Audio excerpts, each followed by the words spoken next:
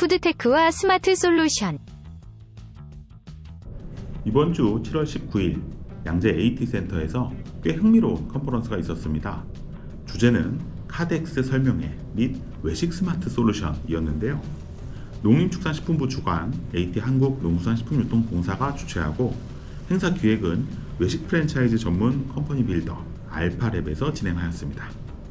조금 풀어서 설명드리면 카덱스는 농수산식품유통공사에서 21년부터 운영하고 있는 농식품 외식 관련 데이터 저장 및 거래소라고 이해하시면 되는데요. 식품 유통 데이터부터 외식 소비 트렌드, 레시피 데이터 같은 우리의 삶과 직결된 먹거리 관련 데이터가 풍부한 데이터 거래소입니다. 그리고 스마트 솔루션은 요즘 외식 산업에서 큰 화두로 떠오르고 있죠. 푸드테크와 관련해서 테크를 통해 축적된 데이터를 활용해 외식 사업을 좀 더 스마트하고 편리하게 만들어주는 기술을 말합니다. 영광스럽게 이 자리에 첫 번째 주제 발표를 맡게 되어서 기대 반 긴장 반 마음으로 AT센터에 다녀왔는데요. 저 말고도 만개의 레시피에서 메뉴 레시피 데이터에 대해 설명해 주셨고, 루벤트에서 요즘 뜨고 있는 솔루션 애트래커 서비스도 설명해 주셨습니다. 마지막 시간은 AT 농수산식품유통교육원 교수님께서 다양한 식품, 외식업 종사자를 대상으로 하는 교육과정 설명을 해주셨고요. 비슷한 고민을 하고 계신 업계 관계자분들과 외식 산업에 대한 발전적인 얘기를 해볼 수 있어서 아주 뜻깊은 시간이었습니다. 오늘 영상은 이날 발표했던 내용을 요약해서 준비해봤습니다. 발표는 두 챕터로 구성했는데요. 먼저 실제 매장 분석 사례를 통해 데이터의 활용과 분석 방법에 대해 이야기해보고, 두 번째는 푸드테크, 스마트 솔루션에 대해 이야기해보겠습니다. 백문이불여일견이라고 하죠. 아무리 좋은 이론과 설계서가 있다고 해도 실제 사례 하나만 못합니다. 그래서 매장이 데이터를 활용해서 어떤 매출 증대 전략을 수립할 수 있는지 실제 매장의 사례를 가져와 봤습니다. 지난 4월부터 6월 경기도 성남시에 있는 횟집의 매출 집계 자료인데요. 포스 데이터를 활용했습니다. 월별로는 4월 5,400만원, 5월 6천만원, 6월 4,800만원 정도 매출을 올리는 중간 이상 매출 수준을 보이는 매장이고요. 요일별로는 평일이 많고 주말 이용객이 적은 직장가 상권에 위치한 매장입니다. 횟집이다 보니 저녁과 밤 시간대 매출이 75% 정도 되는데요. 생각보다 점심 매출도 20% 정도 발생합니다. 일자별로 보니 특별하게 높은 날, 낮은 날, 영업을 하지 않은 날들이 보이는데, 이 높은 날들은 주로 목요일이나 금요일 또는 공휴일 전날이어서 주류 소비가 많은 횟집인 것으로 유추할 수 있죠. 이번에는 같은 매장에 대해 카드사 데이터를 활용해서 고객 분석을 해봤는데요. 법인카드 매출 비율이 43%로 굉장히 높습니다. 건수에 비해 매출 비율이 높으니 법인카드 건 단가가 높은 것도 생각해 볼 수 있고, 아무래도 직장가에 속해 있으니 회식을 많이 하나 보다 생각할 수 있죠. 성별로는 70% 이상 남성입니다. 이 중에서도 50대가 가장 많고 40대, 60대 이상, 30대 순으로 나타나죠. 중장년층이 많이 이용하는 횟집인가 봅니다. 사실 이 매장뿐만 아니라 횟집 업종은 중장년층 남성 비율이 항상 높게 나타나죠. 건수에 비해 매출 비율도 50대가 높은 것으로 봐서 중장년층의 소비 공헌도가 더 높은 것을 확인할 수 있습니다. 여기까지만 봐도 이 외식 사업자는 40, 50대 남성 고객과 법인, 회식을 대상으로 영업 전략을 짜야 한다는 것을 알 수 있습니다. 다시 포스 데이터를 통해 메뉴별 판매 비율을 봤더니 모둠회 중 사이즈, 모둠회 대 사이즈가 가장 많이 나갔고요. 서브 메뉴로 물회가 나가는 것을 확인할 수 있습니다. 20% 정도를 차지했던 점심 매출은 식사 메뉴 정식이 가장 많은 것 같고요. 회덮밥이나 칼국수도 확인됩니다. 다시 이 메뉴를 요일별 시간대별로 보니 평일은 메인 메뉴 모둠회와 점심 식사 메뉴가 상위를 차지하고, 금요일과 수요일은 참이슬, 즉 주류가 올라와 있습니다. 주말은 메인 메뉴는 유지가 되는데 점심 식사 메뉴 순위가 떨어지는 것으로 봐서 점심 직장인 수요가 없기 때문으로 보이죠. 시간대별로도 예상대로 점심은 식사, 저녁은 메인 요리와 주류가 상위권에 있습니다. 어떤 매장인지는 모르지만 대충 어떻게 영업을 하고 어떤 메뉴가 언제 팔리는 매장인지 예상이 되죠.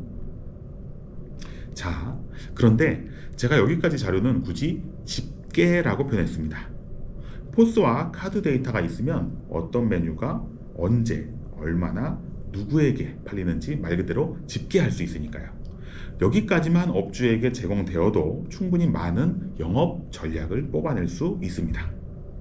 그런데 다음 파트에서는 분석을 하는데요. 자, 첫 번째로는 각 메뉴별로 전체 매출에 미치는 상관도를 분석합니다.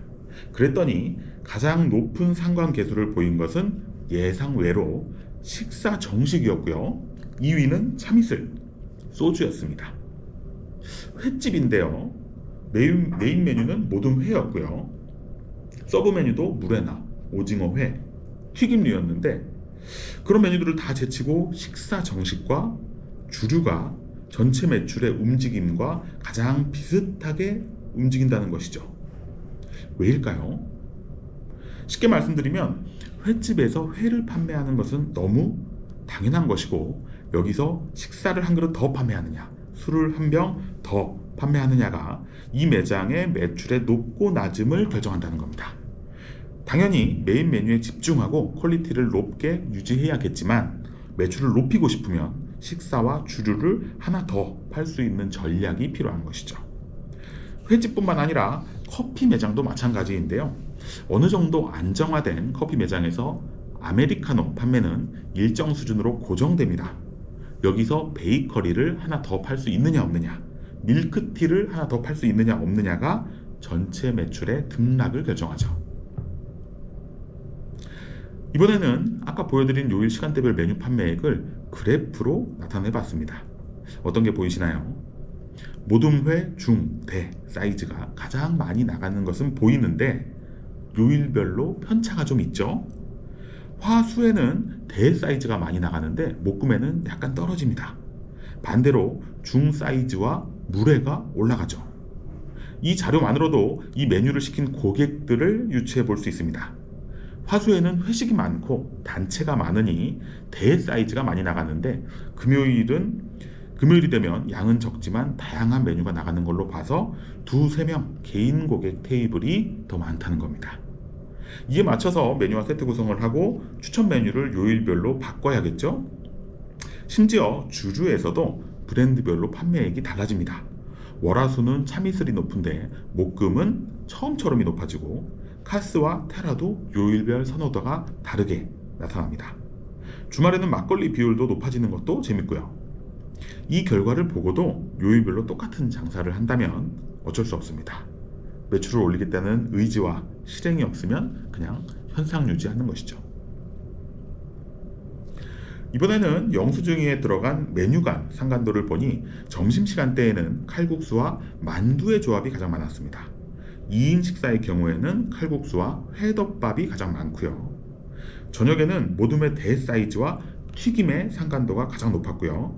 오징어회, 지리탕, 숙회 등이 등장합니다. 주류 종류도 브랜드 순위별로 뽑을 수 있고요. 장사가 잘 되는 횟집에 가보면 대부분 다 이런 세트로 구성되어 있는 것을 알 수 있습니다. 하나를 더 파느냐 마느냐가 매출과 직결된다고 말씀드렸는데 그래서 할인을 조금 적용하더라도 묶음 상품으로 판매하는 것이 훨씬 이득이죠. 여기까지는 해당 매장의 포스와 카드 데이터가 있고 외식업을 조금 알고 데이터 분석 역량이 있으면 도출할 수 있는 결과인데요. 여기서 한 발 더 나가보겠습니다. 이번에는 주변과 비교를 해볼 건데요. 주변 상권에서 회는 얼마나 팔리고 전체 매출에서는 어느 정도 비중을 차지하고 또 단가는 어떤지 비교를 해봅니다. 메인 메뉴인 회는 판매 동향도 비슷하고 단가도 비슷하죠. 그런데 칼국수와 소주, 맥주 단가는 살짝 낮은 편입니다. 직장가라서 물가가 높은 편인데 해당 매장이 5% 정도 낮은 것이죠. 가격 조정 전략이 필요해 보입니다. 그리고 이번에는 카드와 포스 데이터를 결합해 봤는데요. 전문 용어로는 가명 결합이라고 합니다. 쉽게 말하면 영수증을 누가 이용했는지 비식별화된 고객 정보와 붙여보는 겁니다. 그랬더니 20, 30대 남성은 식사가 많았고 40, 50대 남성은 회가 많았는데 비율은 낮지만 여성 고객은 메뉴 선택이 훨씬 다양한 것을 발견할 수 있습니다. 만약 이런 분석 결과가 있다면 주로 방문하는 고객층에 따라서 다른 메뉴를 추천해 볼 수 있겠죠. 실제로 이런 결과들을 통해 운영 전략을 수정하고 적용한 결과 17% 정도 매출이 오른 것을 확인할 수 있었습니다.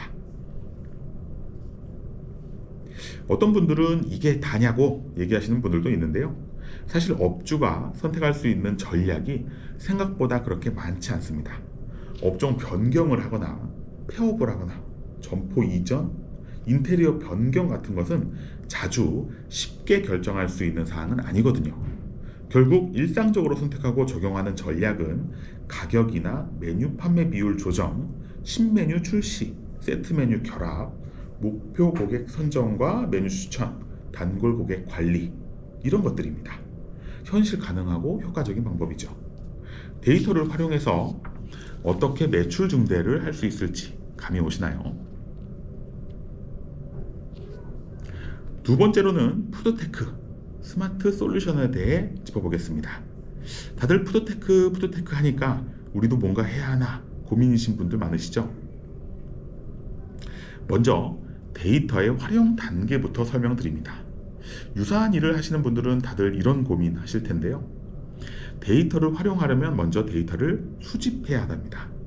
그러면 항상 이런 질문을 받죠. 얼마나 많은지, 얼마나 최신인지, 얼마나 공신력 있는지 말이죠.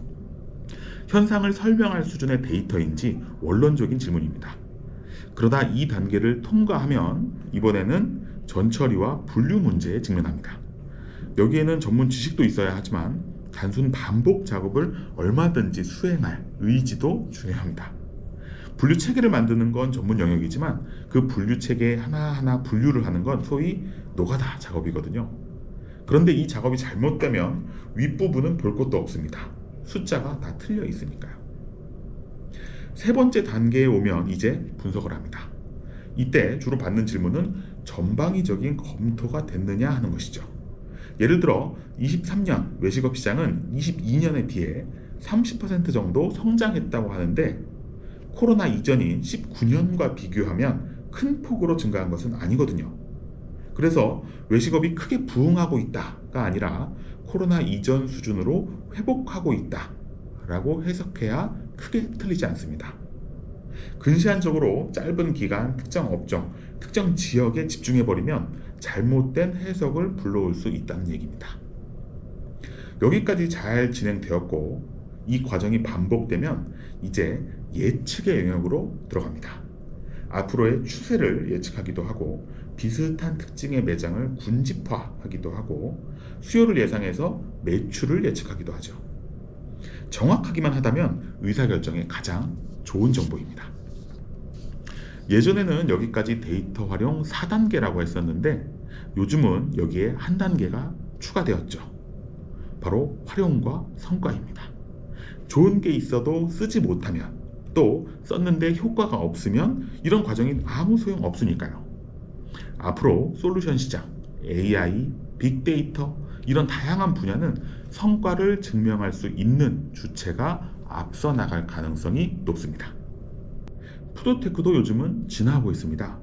처음에는 사람이 하는 역할을 대체하는 의미에서 편리하고 장기적으로는 비용도 절감된다는 취지로 많이 도입됐었죠. 키오스크를 비롯해서 태블릿 오더, 디지털 사이니지, 서빙봇까지 도입하는 매장이 많아졌습니다.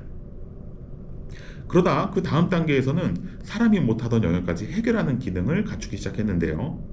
기존에는 사람이 할 수도 있지만 기계가 하면 더 효율적인 부분에 푸드테크가 도입됐다면 이후에는 사람이 못하는 영역, 전자결제와 예약 알림 등과 실시간으로 매출을 집계해서 보여주는 기능 같은 것들이 개발됩니다. 업주가 외부에 있어도 매장 상황을 살펴보고 실시간 매출 현황을 알 수도 있게 되었죠. 여기서 한 단계 더 나아가 요즘 트렌드는 테크를 활용해서 쌓이는 데이터를 어떻게 활용할 수 있을지에 초점이 모아지고 있습니다. 현황을 집계하는데 그치던 기술이 전략 수립까지 진행할 수 있는 미래 지향형 서비스로 진화하고 있는 것이죠. 저희도 올해 AT식품유통공사 식품기획정보부와 함께 이런 외식 사업자용 서비스를 개발 중에 있습니다. 아마 연말 정도에는 외식 통계 조회 서비스와 외식 경영 전략 분석 서비스를 선보일 수 있을 것 같고요. 그렇게 만들어진 바탕 위에서 또 그 이상 어떤 데이터로 더 유용한 것을 만들 수 있을지 고민해 보겠습니다. 발표는 여기까지였고요. 비슷한 고민을 하시던, 그리고 국내 외식 산업을 진심으로 걱정하시던 참석자분들께 큰 호응을 받았습니다. 제가 처음 시작할 때 저는 빅데이터 상권 분석을 13년째 하고 있는 고인물이라고 소개를 드렸는데요. 식품 수출입을 하시는 업체 대표님이 오시더니 고인물이라고 생각할 때가 한창일 때이니 더 힘내라고 응원해 주셨습니다. 요즘 일과 유튜브를 병행하느라 조금 지쳤었는데 큰 힘이 되더라고요. 다시 한번 격려의 말씀에 감사드립니다. 앞으로도 데이터 개방과 재미있는 분석, 그리고 서비스 개발에 힘내겠습니다. 많은 성원과 관심 부탁드립니다. 상권 읽어주는 남자 주실장이었습니다.